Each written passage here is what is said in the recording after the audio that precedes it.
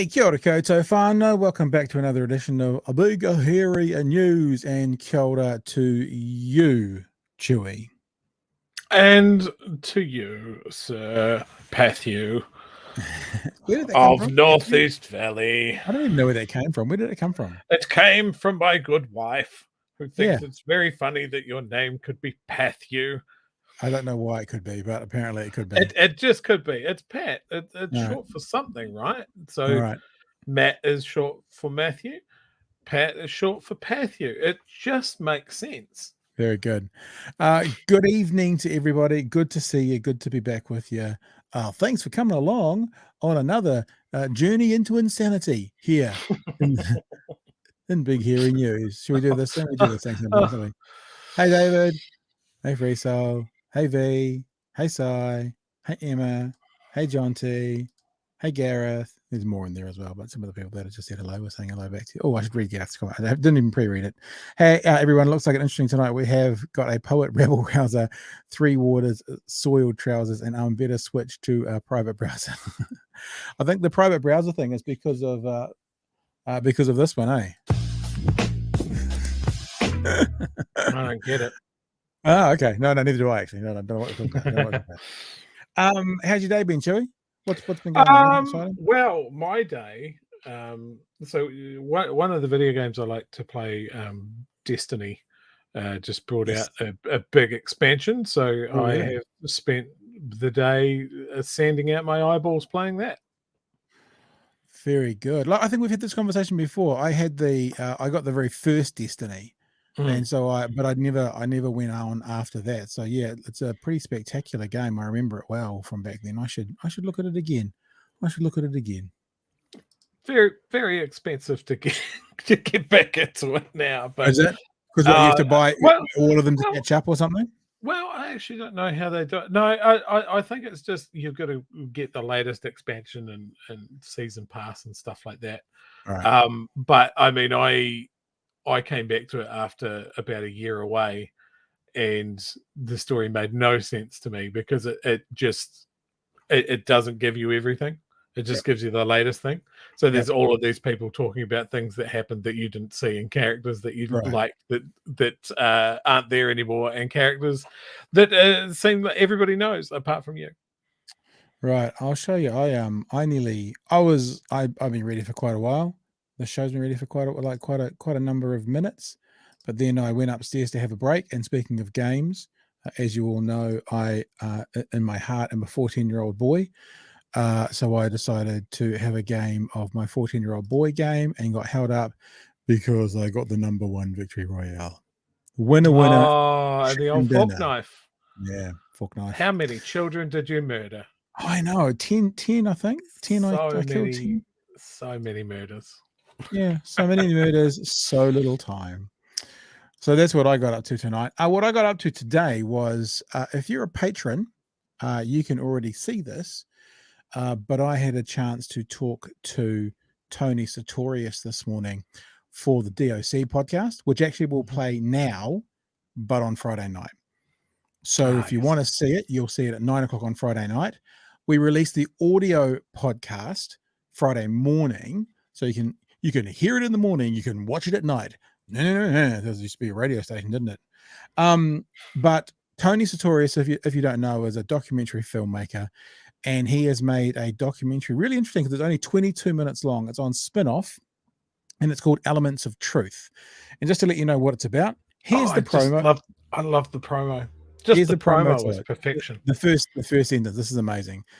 So it's the documentary is about Advance New Zealand, Jamie Lee Ross, and his foray into trying to become an independent politician after he had the kamikaze event with National, and he joined up with Billy TK because that was a sensible thing to do. So here's the promo. You're going to be nice, that it's over. Oh, come on. 3, 2. It's the look on her face. Yeah. I would not be standing here if Jamie Lee Ross didn't give us a home. Over time, I've actually come to believe the stuff that we're talking about.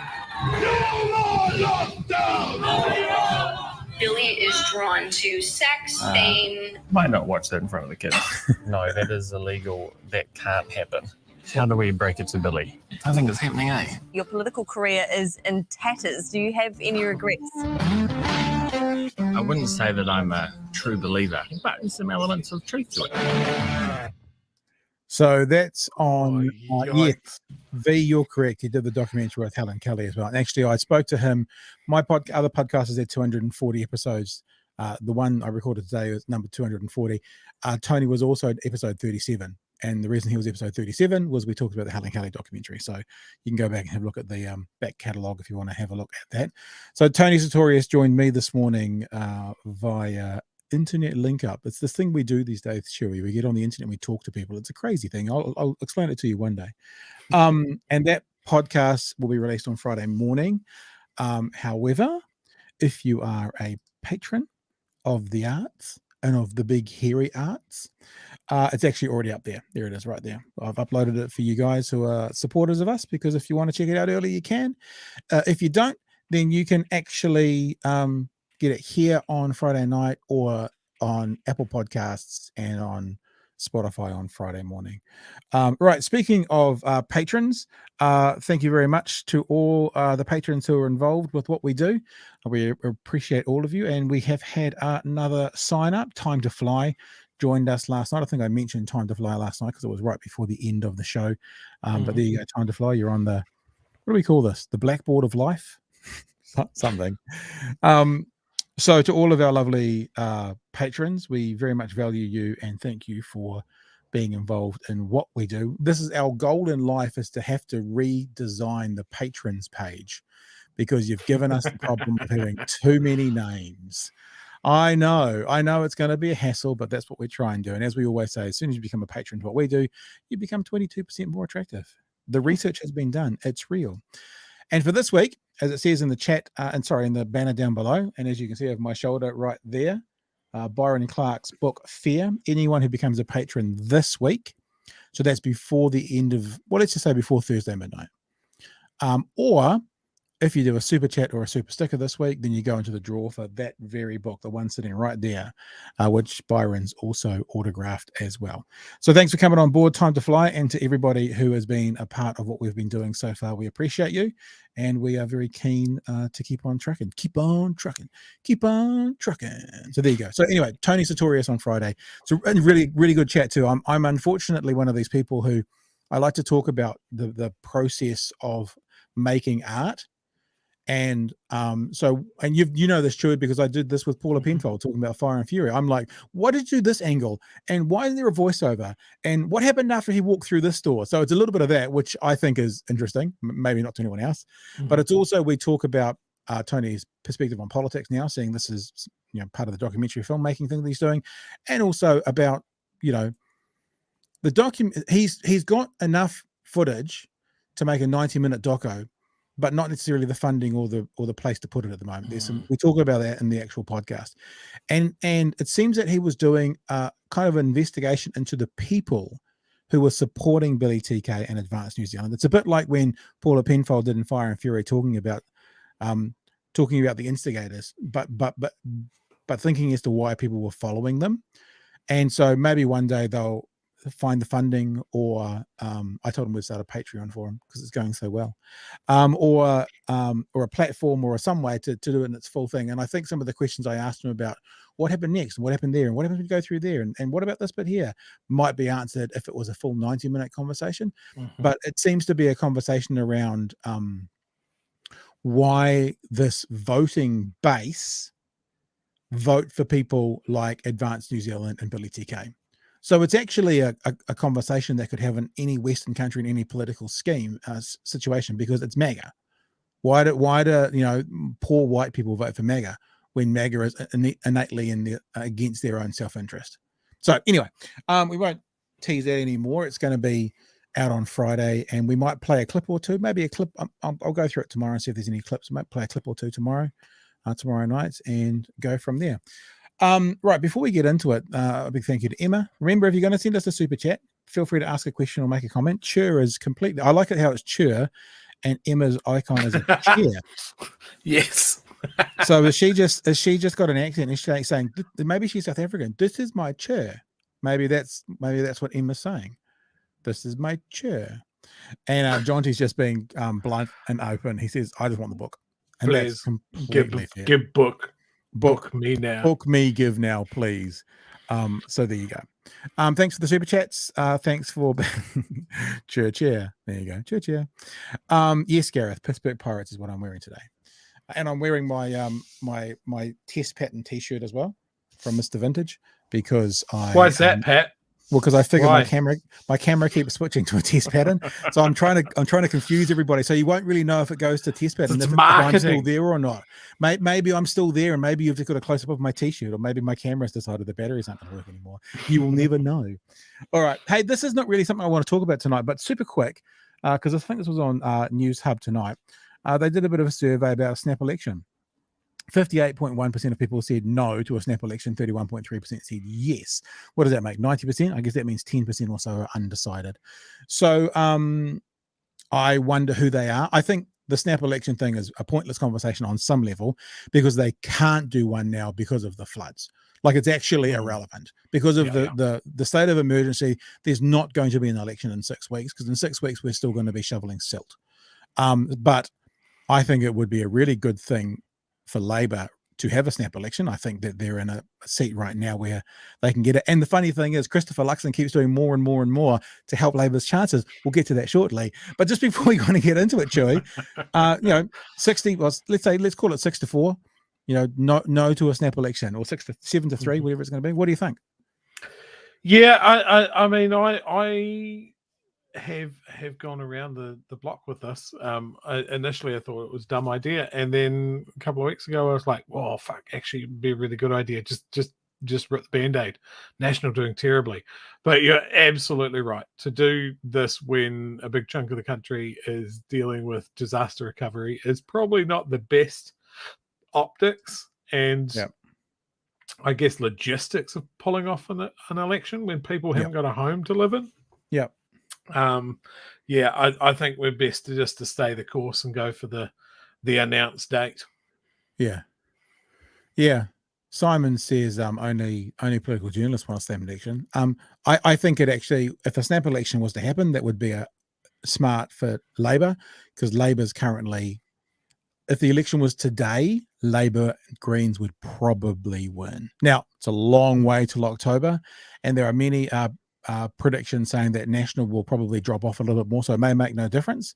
But I think that Labor's strong today versus October, November, December of last year, and I actually think that I think if we just put a little addendum on the end of that statement from Simon, which is only political journalists and Pat on a snap election, because I don't actually want one, but I think it would be a smart move. But it's, as I said, it's kind of pointless because they're never going to do one when there's a national state of emergency or the cleanup from a national state of emergency. Imagine doing that 6 weeks after the Christchurch earthquake. It's just not going to happen. So, but anyway, alternatively, fantasy history, alternative history time. So when Luxon gets rolled, then announce it. Just don't even. Don't give Nicola any time to spin up. Just go. Yeah, we're doing it in a week. But look what happened with Labor's numbers once Jacinda disappeared. So if Luxon did disappear, that means National could be. But I mean that happened with Luxon when they rolled Collins. Yeah, but Collins was bottom of the barrel. Oh, absolutely. And Luxon can't keep any one of his feet out of his mouth. Yeah. Yep. It's amazing. Yep. Oh, that sounds like a good segue. Let's get to our story, our starting story of today, which is Christopher Luxon doing the hard mahi for Labor.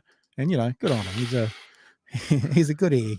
I'm not sure quite which way to play this. I think we'll just play it. But at some stage, I'm going to come and remind you of something that was said on Saturday morning on TVNZ about what National was about when it came to their, and I guess we have to call it something like their water infrastructure ideas, because they're not going to call it 3Waters, but their replacement for 3Waters. Some promises were made on Saturday that it appears Luxon's having to walk back already. If you want to see the quintessential example of a politician not answering the question or having to be a bit mealy-mouthed because other promises have been made, this is the conversation. So Christopher Luxon on AM show this morning, the reason I actually found this was I saw a tweet, And the tweet, I can probably find the image because I think I used the image for our thing as well. But the tweet, I think, was a picture of, not quite that face, but it was a picture of Luxon's face at the very end. Like that, something like that. And the tweet from someone was like, the moment Christopher Luxon knew he lost Ryan Bridge. So that was the tweet that I saw. And that made me go look at, I'd look anyway, but that caused me to look for it straight away. And here it is. Let's have a look at the conversation. This is one of those. You're watching AM this morning. This is one of those what? Company. It is 18 away from 7. The ones where we agree with Ryan Bridge. Fired from Maybe. Health New Zealand's chairman role after meddling in politics one too many times. Yesterday, AM revealed his 3Waters tirade was the second offence for which he had been told off by government ministers, and now he's gone. National Party leader Christopher Luxon's here this morning. Good morning. Good morning. Good, bad, indifferent? How do you feel? Oh, look, I mean, the situation's untenable, really, and so I think it's a decision for the minister and the prime minister. But it's a similar, it's a breach of the code of conduct, and it's pretty straightforward. Did he text you? No, he actually called me. We had a short conversation. He personally apologised. I said thank you for the call. I suggested that we should he should stay focused on improving health outcomes for New Zealanders, which have all gone backwards. And that was a very short call. So I appreciated the personal. So he said, "I'm sorry for what I said." I'm so he said, "I'm sorry sorry for causing offence and for apologies for what I said." And I said, "Look, I appreciate the call. Really, we should focus on outcomes for New Zealanders." And that was basically a pretty short call. He didn't say, "I think you're wrong on co-governance" in the end? No, we didn't get into any of that. No, not at all. All right. He says that you're dog whistling. This is what this is all about. No. 3Waters. You're dog whistling to racist people. What this is really about is actually how do we get the right level of water infrastructure in place in New Zealand, and do so in a way that is financially sustainable, so that future generations actually aren't being lumbered with these big costs and we don't get the services we deserve. So hang on. Future generations aren't being lumbered with the costs, but isn't their plan debt? And doesn't debt get played in the future? I thought about this today, actually, and it doesn't come up in this conversation. So look, I'll make this clear. I don't have a problem with borrowing for infrastructure. I have a problem with the hypocrisy of them criticizing another party the way they're doing it and then doing it in a very similar way. So if you borrow for the infrastructure and you're paying for it for the next 30 years, 50 years, whatever, what happens in 50 years when you need to upgrade the infrastructure? Because you've been paying for the last lot. Do you borrow again? So it's like, do you buy something outright or do you buy it on tick? At the end of buying it on tick, you own it outright. But what happens if that's when you need to upgrade it? It doesn't seem quite as black and white. The model doesn't seem quite as easy. You know what I'm saying? No, but I mean, who goes out and buys a house cash? Yeah, right? True. Other than Instagram influencers or Mr. Beast. Let's keep going. How do we get really good water quality standards, and how do we get the right investment Agreed. over the next 30 years? Agreed. And that's a problem that New Zealand's had for some time. So how do we do that? Yeah, it's not something that your solution actually fixes, though, right? You basically said to councils, do something by 2025, or we might do something. Not quite sure what that is yet. No, what we've really solved for here is... Okay, now I just encourage you to look for an answer. At any of the times that Mr. Luxon is speaking, try and find an answer that makes sense. We're making sure that we're going to scrap the 3Waters legislation in those 4 big mega entities. That's job number 1. Job number 2 is to return the assets to local control and ownership. That's no, I get that. But the big thing is the financing. The biggest thing with this whole issue has been the financing. How do councils actually pay for this very expensive stuff? And that is exactly the issue that has been in New Zealand for a long time, and we've fixed or solving with our proposal. Okay, so what we want to do is we want councils to be able to access what's called long-term debt funding. And the reason is that they actually are going to be paying for these assets a little bit every year over time, and these assets last typically 30 to 50 years. It's no different, say, for you trying to buy a house. Can we just ask this question as well? Because we use the example of the Waimakariri Mia last night. When Mr. Luxon says they'll be paying for it a little bit every time, is that $10 million for a population of 28,000 ratepayers? Because that doesn't sound like a little bit over time. That sounds like a lot. That's averaging $350 per ratepayer. That doesn't sound like a little to me. I mean, I guess what I'm wondering is, what is a little bit? Because it's not just, also remember, it's not just $350. It's $350 plus interest. Because if it's debt, that ain't interest free. So would that be considered a little bit, which is what he's just said, minimizing it? Or would most ratepayers think, well, actually, my rates are currently $1,000. That's a 35% increase. I'm not that happy about that. But but remember, no increases to rates. I forgot. You decide I'm going to pay it out of my cash reserves this year, well, you can't do it and you never invest appropriately to get a quality asset. What we're saying is let's give councils access to long-term debt funding, like a 30-year mortgage, so they can actually pay for a 30-year house that they're going to be in. And that's what we know. If councils can get access to that funding, they can actually fund the future investment. So why can't they do that now? Because it's actually a lot of the water assets are embedded in the local councils, and councils have what we call debt limits. Yes. And the great thing is that having talked to many councils and mayors over the last 2 years, they've proposed solutions. For example, in the Hawke's Bay, those 4 district councils, Wairoa, Hawke's Bay, Napier, Central Hawke's Bay, have voluntarily said we want to come together, keep the assets in local control, form a regional council-controlled organisation, manage those assets jointly, and that entity could now go off and borrow money so on and their pay own, consistently over time to actually just so we're clear for people, on their own, councils wouldn't be able to go out and borrow the money that they need to invest in the water infrastructure to keep it up to 21st century standards. They're going to need to join together to do it. And the problem with your plan is that you're not forcing them to do this. They could have done this already. There's 2 ways through it. One is that the councils, when they came back with their very thoughtful proposals to Nanaia Mahuta in September last year, many of them actually proposed, look, there are neighbouring councils. It makes sense for us to come together to join these assets. But what about those who've got the worst infrastructure? Correct. Okay. This is the most important part, right? Yes. And this is the part where, I'll be honest, Mr. Luxon doesn't actively say, yes, rates will go up. But what Simon Bridges does here is very clever. So let's think about 3 imaginary councils, A, B, and C.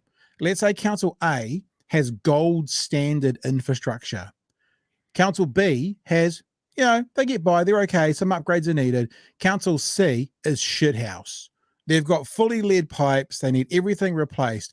When you join these 3 together to lift that debt level to be able to borrow, as Mr. Luxon, what happens to the one where 90% of the money is going to be spent versus the one that's got the gold standard? This is the conversation. And there is not an answer to this. And this is what happens when you don't, and I'm not saying centralizing things is a must do, but when you centralize something, it's like, well, everyone gets what they need. If you start going, well, let's do groups of 3s and 4s and 3s and 2s and 5s and 4s, then in amongst them, it's not centralized. So it's not centralized money. So it's not a government going, do what you need to do. It's local bodies then going, hang on, we've been doing and you've been doing, and then it's all infighting.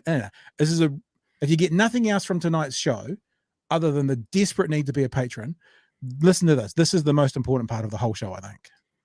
Who's going to partner with them? Yep. So there's, you don't want to carpool with the guy who's driving a Lada, do you? No. But I hear the argument and I understand it well. The issue is that then each individual CCO or regional council controlled organisation, there are ways in which you can have differential pricing. If one of the councils, for example, has poor assets and is trying to come into that grouping, there are ways in which you can structure the shareholding and ways. So how expensive is that going to be for those ratepayers to fork out for? Well, that's going to be up for each local, council-controlled organisation. This case. Okay, so here's your problem again, because Neil Holden, the new Police Mayor, has said the problem with politicians, local politicians, and he's one of them, is that no one is willing to increase rates or put expenses on their ratepayers because they won't get re-elected. So if you're saying to them, well, you come from a poor infrastructure area, you're going to have to pay more for your water.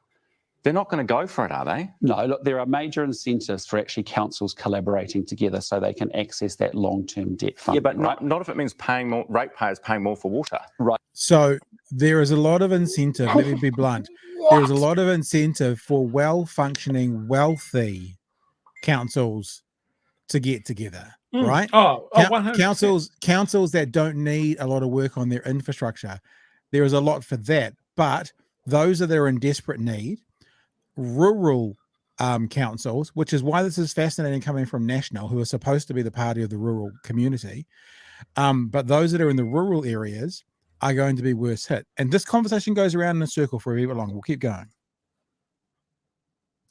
Right, but the ratepayers won't pay more for water, because what we're saying is we want to take water services and ring fence them. That's been the problem here in New Zealand, is that actually ratepayers get hit with a water treatment cost, but some and they bills end up actually having to pay that out of short-term reserves. Okay, so let's be clear. So you're saying some bills are going to be higher than others. Different regions are going to have a higher bills to fix the water infrastructure because some have looked after them better than others, right?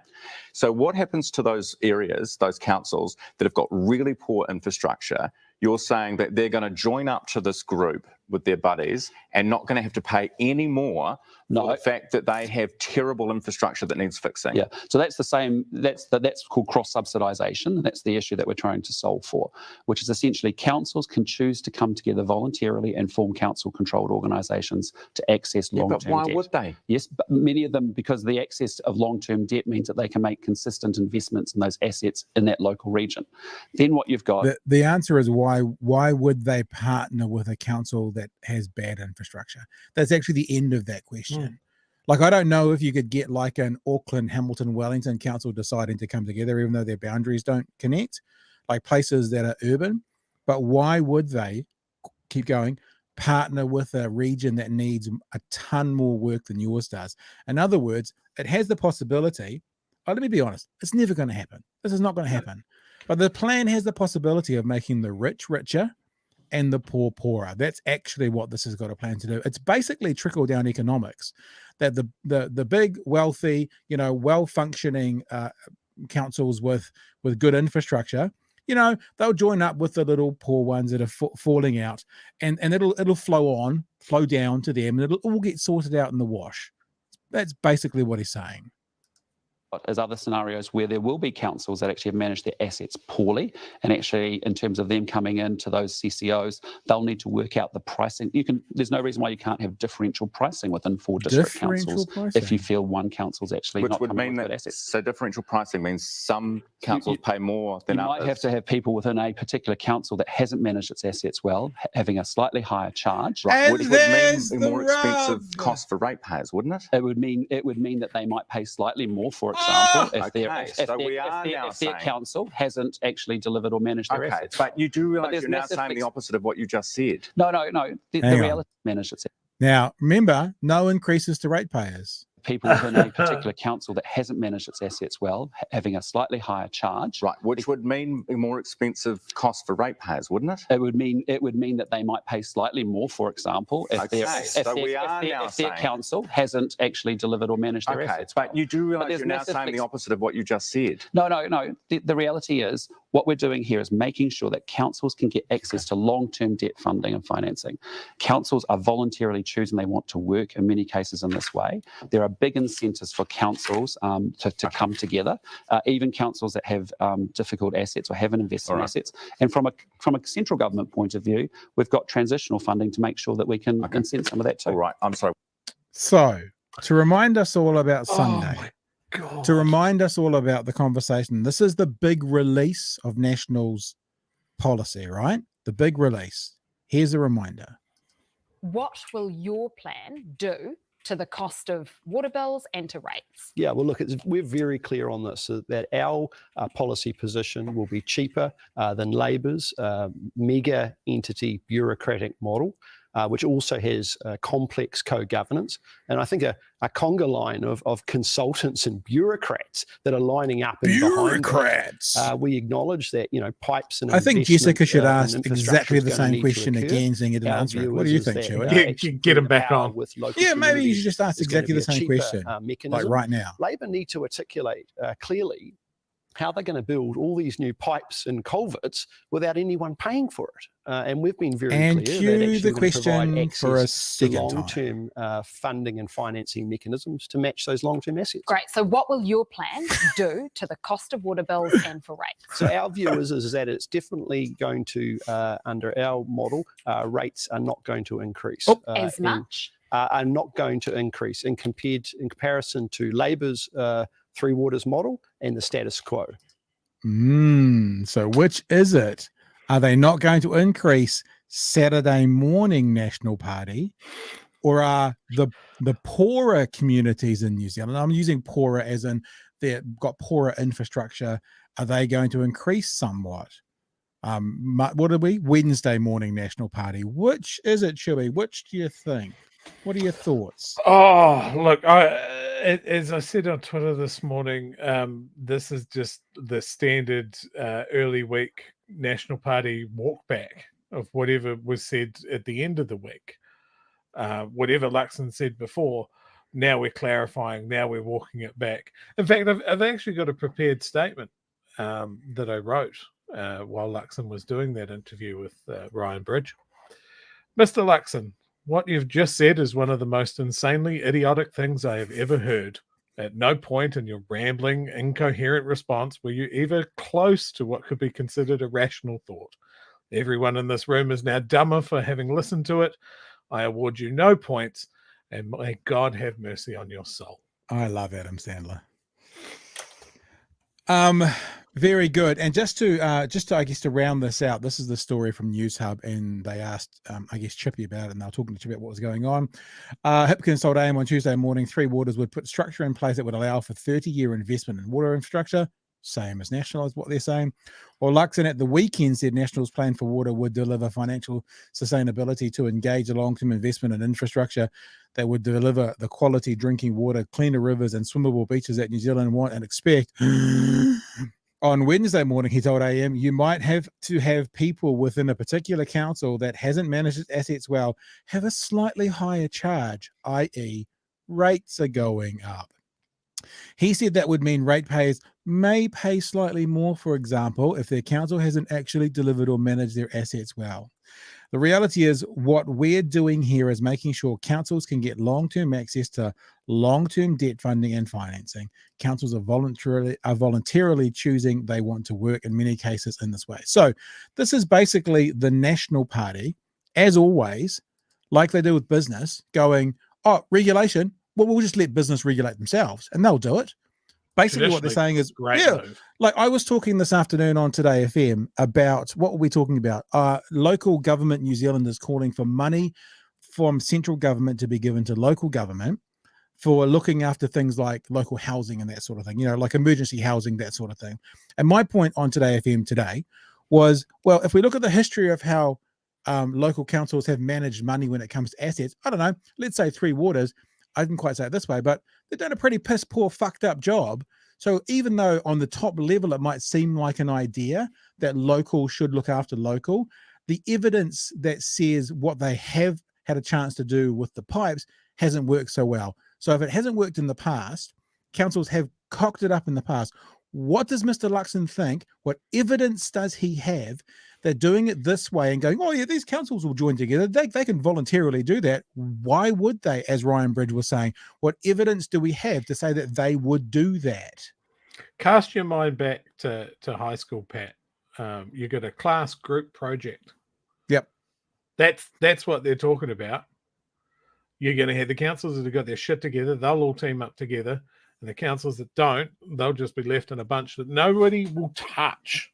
No one will give them money because it's too much money. Or it's dodgeball, one or the other.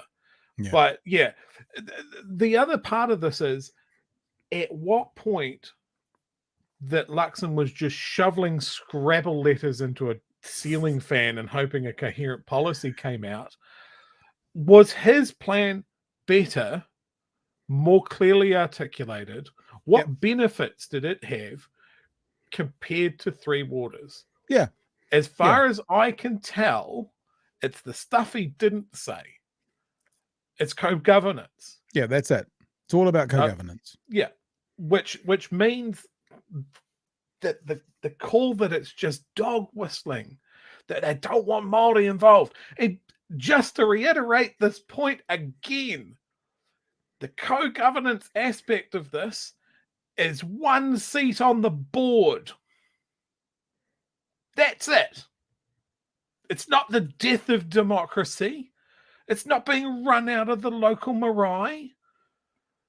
It's just one board seat for our treaty partner. There's no need to do what Luxon's doing. He could just pull his head out of his fucking ass. It's infuriating. I would like to first of all say thank you to Peter for the super chat that came in while we were having a rant. So thank you very much. And also to Scott for your super chat. Mighty Ape screwed up my fear order and haven't seen it yet. So book, please.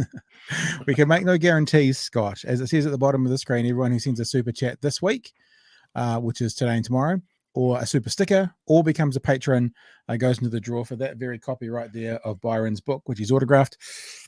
So thank you, you two, for your super chats. You are in the draw. Before we move on to a very quick story about is there any other texts you want to get out there, Chewy? Yeah, a lot of reaction to the fact that was a Ryan Bridge interview. What, being surprised? Yeah, like I mean, is it like being bitten by your own dog? Kind of feels like it is. Well, I mean, I'm not going to say credit completely, but there's been a few times where can I put it this way? If not even right, it's like when Fox News turned on Trump. Like, if not even Ryan Bridge will buy into the horse shit, it's like, I wonder if as a journalist and a presenter, you sit there and going, I can't sell this. And if I can't sell this, I ain't throwing myself under the bus. So I'm going to go the other path. Now, I might be being a little bit unfair. And if Ryan was here, he might say that he calls it on its, on its merits each time. We see it differently, but maybe there's look, I can't even do anything with this, so I'm not gonna. Maybe that's what it is. All I can say is I love to see it. Scott in the chat is echoing your thoughts there. I'm wondering if Bridge can see the current trend away from national, and with the damage after the cyclone, knows he'd be even more unpopular if he kept towing the party line. More unpopular than the cyclone. Is that what we're saying? Credit where credit is due, Simon. I still don't like saying it, but he did hold his feet to the fire. Completely. He absolutely did. He did not give him room to recover. Rob with, what the hell did Luxon just say? I don't know. I don't know. There was quite a high words per minute. But not a lot of sense. Just thrashing a keyboard. Just nonsensical. I felt like my brain was splitting in half. Carl says, this is what happens when you don't consult experts on the best way to solve a problem. I'd actually go even further, that they've worked the problem backwards.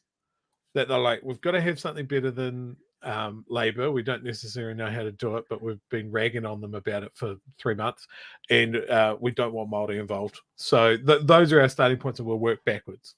Doesn't make any sense. I like what Carl has said, because whilst I don't believe in wasting public money, the bullshit fear-mongering crap that people talk about, how much they're paying consultants for various things, is consultants are typically experts in an area that will help you go through a process more quickly. So rather than employing someone on a 3-year contract at $250,000, you pay them $70,000 to work for 6 months because you want the job done there and then. And I read Carl's text also as maybe if National had a few more consultants, which they rally against, they'd be able to get a better message. And I'll tell you something, in saying that, they'll have plenty of consultants. It's all bullshit. Yeah. Oh, they rail against bureaucrats. Yeah.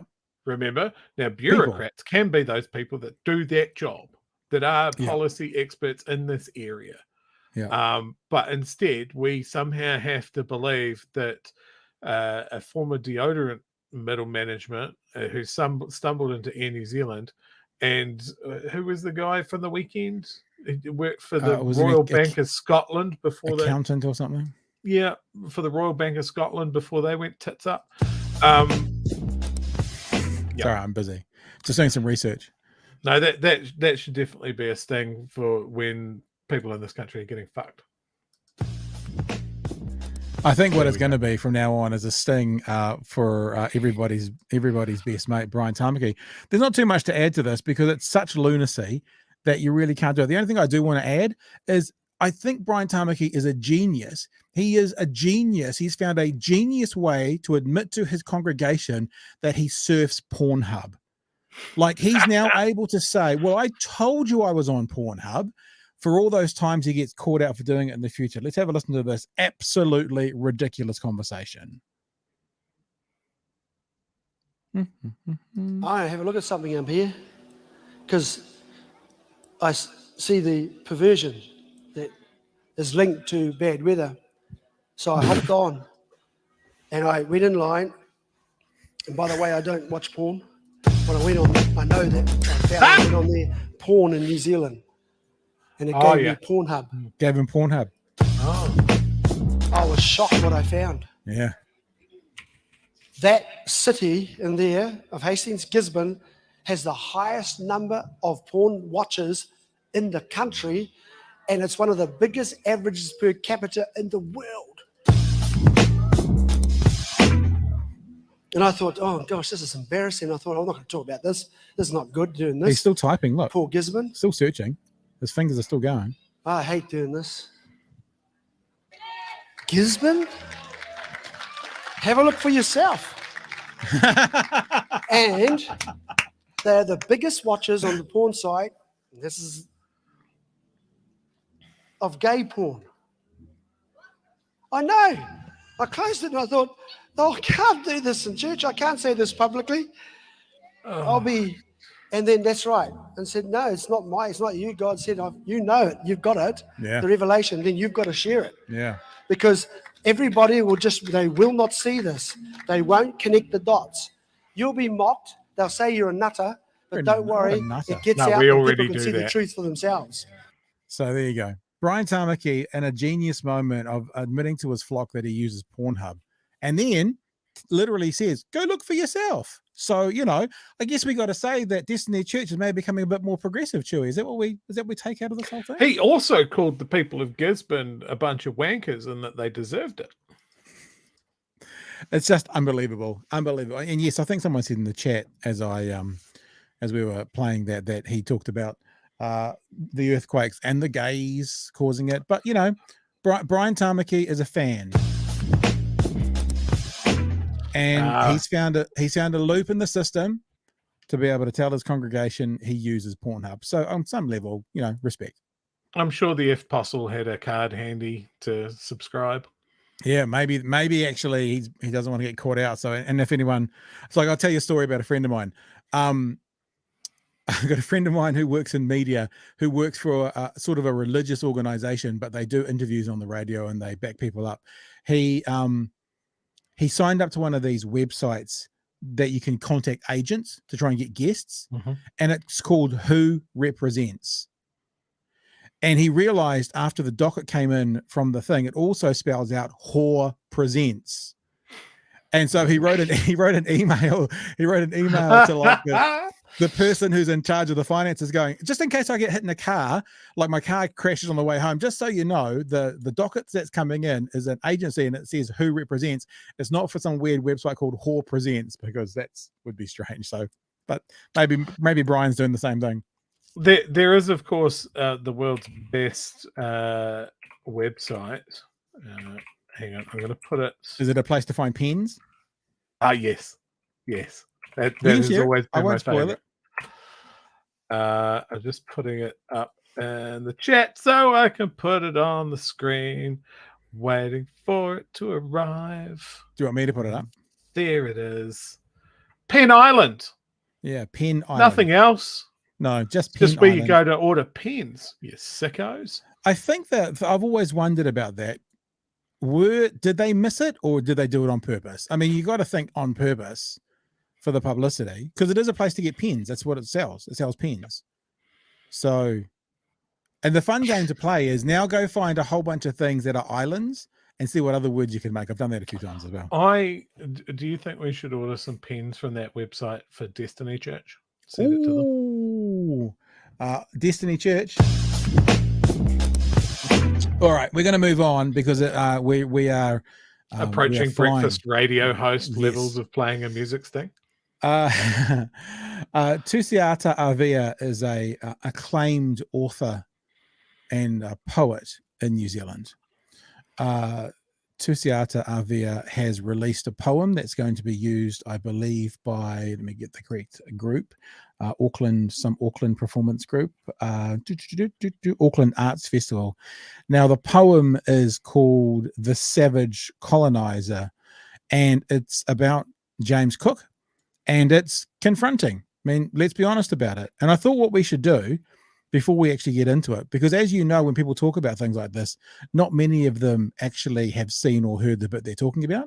It's 3.5 minutes long, but I think that we should watch the whole video, like watch the poem, because then we know what we're talking about. Now, because this is on, I think it's from Spinoff, they've put warnings all over it. We don't do that here because we don't have any broadcasting standards, and you guys know what you're getting.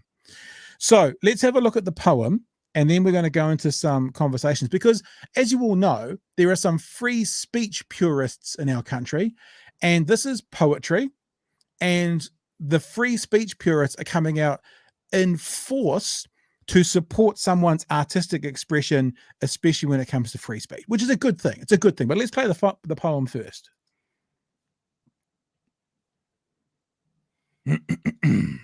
250th anniversary of James Cook's arrival in New Zealand. Hey James, yeah, you in the white wig and that big Endeavour, sailing the blue, blue ocean like a big asshole. Fuck you, bitch. James, I heard someone shoved a knife right up into the gap between your white ribs at Kealakekua Bay. I'm going to go there, make a big makahiki luau, cook a white pig, feed it to the dogs, and fuck you up, bitch. Hey, James, it's us. These days we're driving around in SUVs and looking for you. All white men like you who might be thieves or rapists or kidnappers or murderers. Yeah.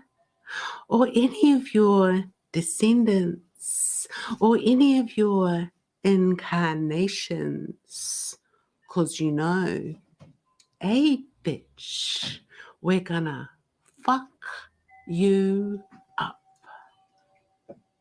Tonight, James, it's me, Leilani, Danielle, and a car full of brown girls.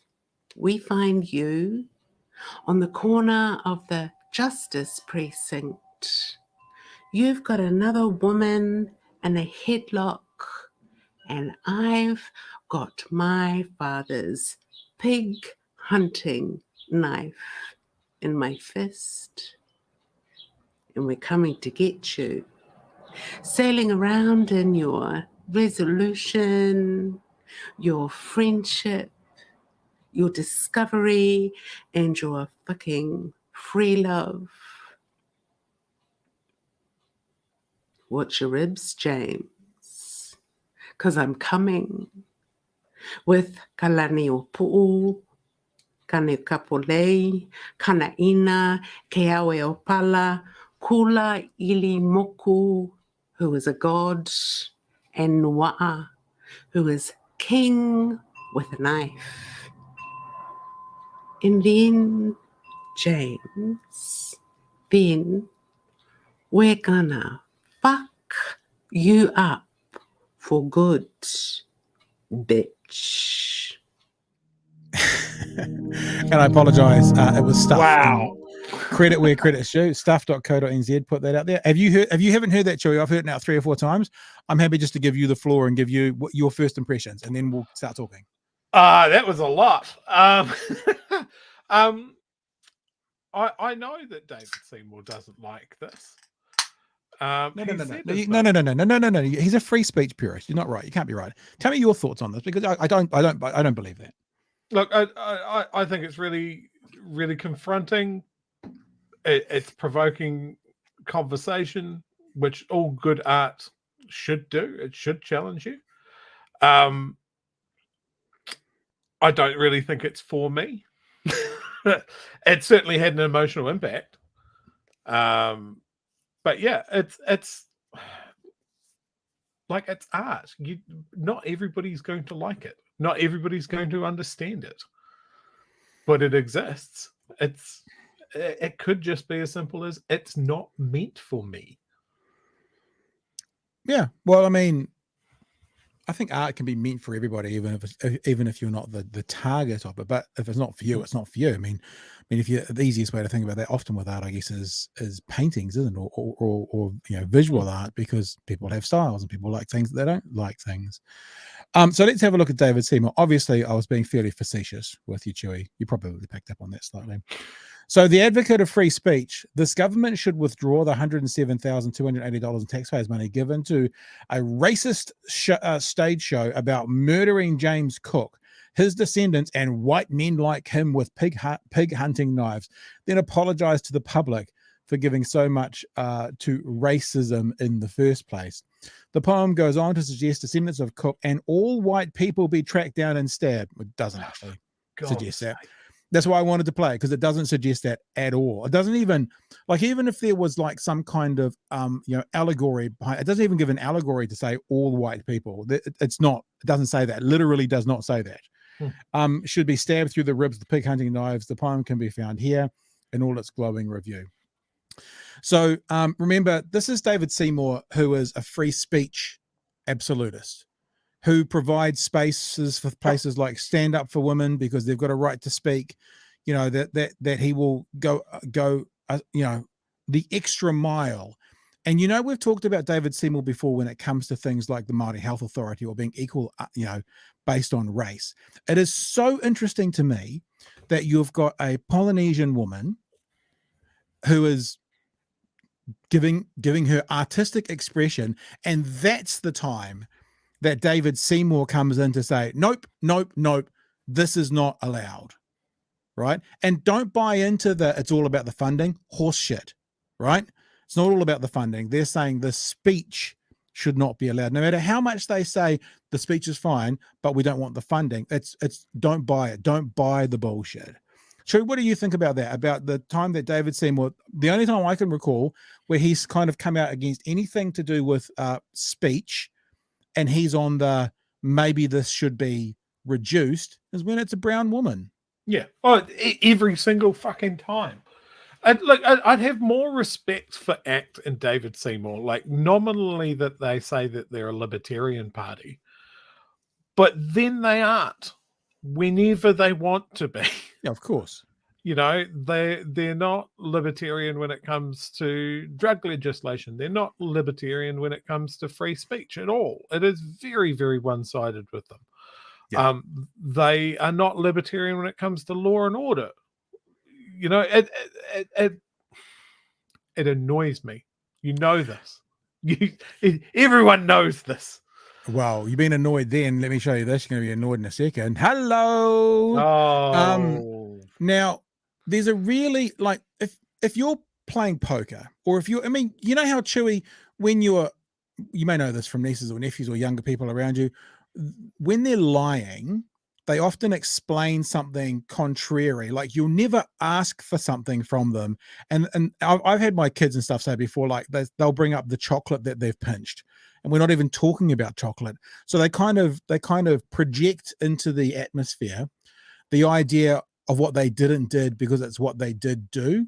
So Sean Plunkett in this conversation, sorry, Karen, has spent so far 15 and a half minutes rallying against this poem.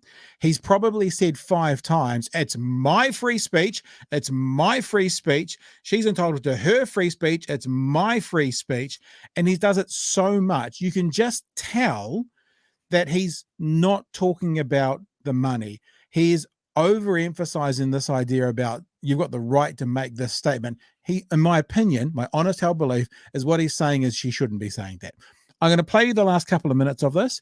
I actually mentioned the one of the quotes from this last night when we were talking about how authoritarian Sean Plunkett is turning. Now, I didn't know I was going to play this tonight, but if you saw last night's show, you would have seen I put up a tweet that I put out on Friday. The quote is from this clip of audio, where he basically, but he literally says that the government has to run funding decisions through him. So let's have a listen to Sean Plunkett. Now, remember, Sean Plunkett goes on and on and on and on and on and on and on and on and on and on and on about being free speech. The platform's about free speech, free speech, free speech, free speech, free speech. Everything's free speech until it's a brown woman who says something that he doesn't like. If you follow me on Twitter, you should go and have a look at the image that we just put up, because we gave Sean Plunkett some pearls to wear because we thought that after tonight he might want to clutch them a bit more tightly. So here's free speech absolutist Sean Plunkett talking about this poem, putting forward a case to hinder her speech. I challenge anyone to say they are not outraged at that and they don't find it offensive. Maybe that. Okay, I'm not outraged by that, and I don't find it offensive. There we go. We tick that one off. We'll keep going. That's good art, but it's publicly funded art, and I believe it's publicly funded art that can do nothing other. And I'm exercising my freedom of speech, but sow division and racist tension in this country, racial tension in this country. Now, we're going to put that. I can't believe I'm saying we're going to put that poem, inverted columns, up on our website later today. And I want to have a conversation today. I believe in freedom of speech. I believe Tuisata Avia has the freedom to write that poem with all its anger and its vitriol and its reverse racism. She's got a right. Oh, he said it. He said reverse racism. But remember. Racism. But I mean, if what Sean Plunkett is actually hinting at is art can't be angry, what?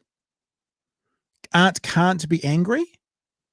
Of course it can. What are you talking about? Of course it fucking can. I'll give you an analogy at the end of this, and the analogy, I almost, I'm going to say this arrogantly, will stop anyone who thinks like this and will stop this conversation. We'll just keep going with Karen. And I guess she's got a right to call it art. I guess she's got a right. I guess you'll have But she doesn't have a right to take public funds, and the government doesn't have the right, without my permission, to publish and promote crap like that. Without his permission. I expect better, and I expect more, and I expect public accountability for public funds. And if she wants to sell that privately, or find people who'll pay and go and see it, knock yourself out, sister. That's freedom of speech. There you go. No, it's Sean not. Plunkett.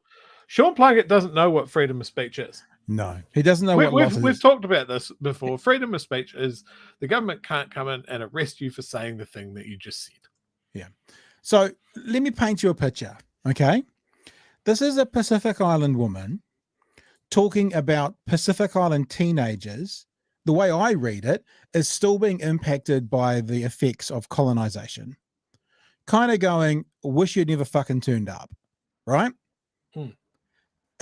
And some people would think that what happened to Indigenous people around the world is much like a genocide, right? Once they were colonized. If this poem was about 3 Jewish teenage girls doing that to Adolf Hitler, no one would care about it. It would probably be applauded and accepted. If the subject matter was Hitler and the teenagers who were going after Hitler were 3 Jewish girls, this wouldn't be a conversation, which raises the question, why is it a conversation? Because it's 3 brown girls going after someone. And look, I'm not the community, so I'm not the person to say this with absolutism, but that I wouldn't be surprised if they kind of thought akin to what happened there. I'm not comparing completely, but you know, genocides that were atrocities that were committed against their people by this invader. And I just think if we look at it that way, and then come back to the complaints about this, like if all of that poem was the same, but it was instead of James Cook, it was Adolf Hitler, and instead of some Pacific Island names, it was Jewish names, we wouldn't be talking about this. Now what? It's almost a genre of film, is the old revenge power fantasy in that. Like you mentioned Jewish people getting revenge on Hitler. You've got Inglourious Bastards. Yeah. You know, revenge fantasy has always been something that people have played around with in stories and that sort of thing. Like it's just it's a gimme for them, because they can turn around and they can claim that it's reverse racism, which I'll stress again is not something that exists. It doesn't exist. It's just racism. Yeah. But I don't like it when they use the term reverse racism, because it suggests that it's a one-way pipe. It's fine going the other way, but it comes back. No, I don't like it. Yeah, it's just a small reversal provokes such a response. Yeah. Racism is very simple. It was when one race subjugates or criticizes or thinks lesser of another race because of their race. That's it. So in other words, there's no reverse. There's one race looking down on another race because of their race. That's racism. So I'm going to put up a tweet that I just read, and I think it's really good. Go. Okay. Government should support art that is challenging and provocative and provide opportunities to engage with the history of colonialism, even if later-day colonists think that it's a more egregious crime than the crime of literally stealing an entire nation from their people. That is the real freedom that we're otherwise denied, because victims of colonialism are often not themselves able to bear the full cost and risk of making that art, because the whole social and economic structure that would have supported it was stolen from them along with the country.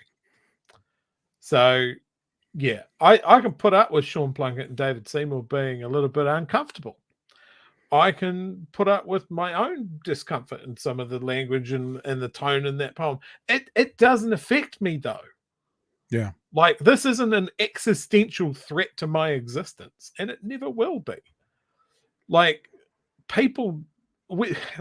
James Cook has had fantastic press for a couple of 100 years, and it's only now in the last 30 or 40 years that we're turning around going, maybe some bad shit went down. Yeah. Like, I find it funny that people sort of commemorate his fuck up in Hawaii. I love that for him.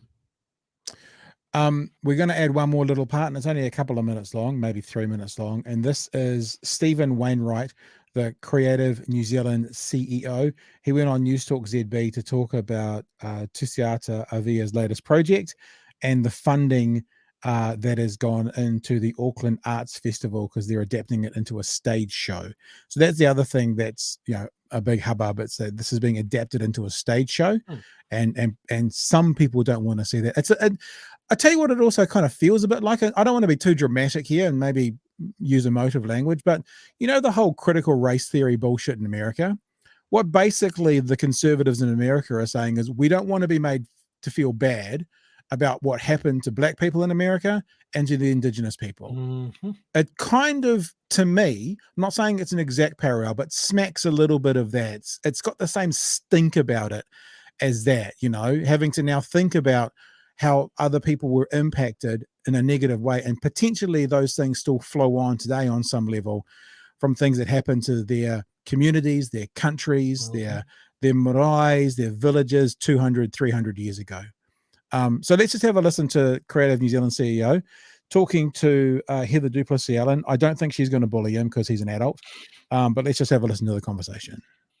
Including a poem about murdering James Cook and other white people like him. Creative New Zealand is helping to fund a stage show based on the poetry for the Auckland Arts Festival. And it's drawing some criticism. Creative New Zealand CEO Stephen Wainwright is with me now. Hi, Stephen. G'day, Heather. How are you? Yeah, I'm okay. Thank you. This is pretty violent. Is it okay to fund this kind of stuff? It's interesting what's been written about it, because actually it's a work of the imagination. So it's not like a manifesto or anything like that. So I think it should be read in that context. There are certainly some, as it says, there's some violent language, but of course, there's many pieces of art with violent the colour language. purple, the clockwork orange, whatever, that have violent language. It's a really terrific book of poems, actually. it's one of 43. I would really urge your listeners to go to the library or the bookshop and have a read. It's very stimulating. So ACT has drawn attention to this, Stephen, and the point that they make is the government is trying really hard to crack down on hate speech and stop people having hatred from one race to another. So this is a really important, speaking of dog whistles, right? Heather Duplessis-Allen asks a question about hate speech, and he says it's not hate speech. And she goes, oh, no, I'm not saying it's hate speech, but it's kind of like hate speech. So just have a listen to the process. Isn't this kind of exactly the thing they're trying to get rid of? Well, no, I would really encourage you and anyone else to actually read the poem. I think to call this hate speech is I'm not. An Stephen, enormous stretch. Please don't. It's actually a criticism of racism and Cook's legacy. Right. I'm not calling it hate speech. I'm just saying they're trying to crack down on hate speech, and this feels quite violent and like it but might it's be kind of like skirting there. Stephen, Yeah. listen. It's kind of weird, though, isn't it? In a day and age where we're talking about Roald Dahl having to be rewritten so we don't say the offensive word fat, that we have got, we're funding work right now that talks about going around and trying to F people up. Yeah, I accept that some of the language is strong and it's not to everybody's taste. Absolutely. But it's also figurative language. And, I think the counterfactual which would be that, we censored people from expressing their thoughts according to some narrow version of what is correct would also be troubling. Okay, well then go on, Stephen. Tell me that you oppose the Roald Dahl rewriting. I actually, this is probably a shameful Got to thing get your to culture say. war points in there. I'm not very familiar with Roald Dahl's work, although my son loved it very much. Stephen? So I can't speak authoritatively on that. I don't think you should be the CEO of Creative New Zealand if you've never read Roald Dahl. He's a legend. Well, he's problematic, but he's a legend, isn't he? Oh, I can't. Well, he probably is. But see, we're primarily interested in New Zealand writers and literature. To be honest with you, Heather. Shocking, Stephen. Thank you. Appreciate your time. And then apparently she finished the conversation by doing this. You went to Fiji. Are you serious? Sorry. All right, I'll turn that off. I'm sorry, Joe. I'll turn it off. Just for people who are finding it in the chat as well. I was concerned for Karen Plunkett today because I thought his head might explode if people talked about this in a different way. So we did indeed give him a set of pearls today. So indeed he could clutch them tonight. When possibly some people started talking about this in a different way. So there you go.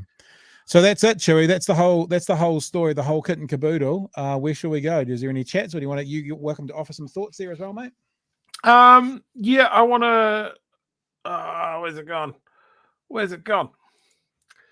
As a high school Shakespeare nerd, I 100% agree with this.